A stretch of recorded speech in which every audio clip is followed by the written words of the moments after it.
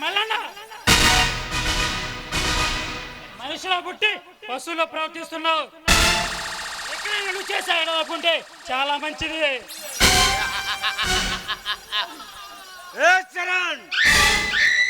ఎవడ్రా నువ్వు? వచ్చాయి తెలుస్తున్నావు. నా చేతులు చచ్చిపోవాలని ముందా? మల్లన్న నీ చేతిలో చచ్చిపోయేంత బలైన కథలు ఇచ్చారా? నీలాంటి స్మగ్లర్ని అడవి దొంగల్ని హతమార్చడం కోసం, ఈ మాతృభూమి రక్షించడం కోసం ఈ మహాసంఖ్యలో అడుగు పెట్టాను రా బద్మాష్.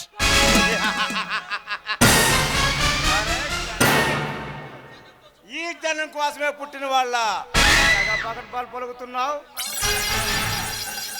ఈ జనం ఎర్రి గొర్రెలు లాంటి వాళ్ళురా. రే మల్లన్న ఇప్పటి వరకు నీకు ఎదుటి నాయకుల్ని బెదిరించుకోబోతావు. ఇక నీ ఆటలు సాగమని చెప్పడానికి వచ్చాడు ఈ చరణ్. చరణ్ నువ్వు హెచ్చరిస్తుంది ఎవరినో తెలుసా?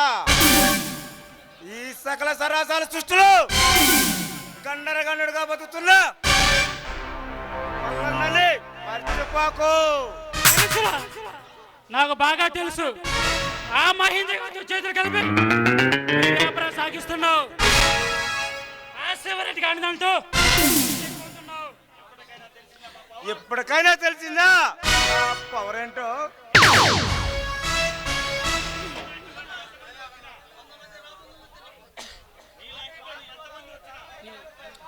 ఇలాంటి వాళ్ళు ఎంతమంది వచ్చినా ఆ కాలు కాలు బోటుతో సమానం రా.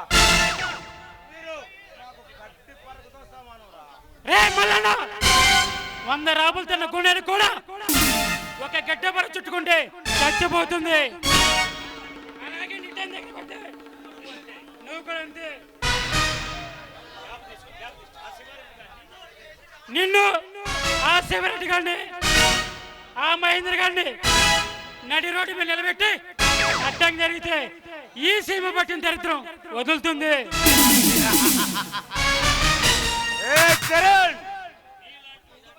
నీలాంటి ఉడుకు రక్తంతో విర్రమిగిన చాలా మందిని చూశాను రా. నువ్వు చాలా మందిని చూసావు కానీ నన్ను చూడలేదు. ఈ జగన్ కోసం జనం, ఈ జగన్ కోసం జగన్ పుట్టాడు రా.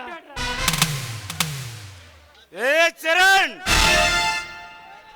నా పేరు చెబితే రాష్ట్ర రాజకీయ నాయకుల గుండెల్లో ఇల్లు పరిగెత్తుతాయిరా.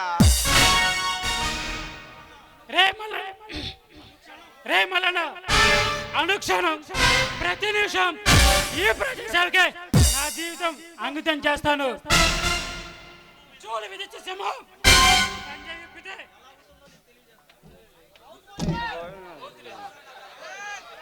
పోయిన మూతులు పెట్టాడు.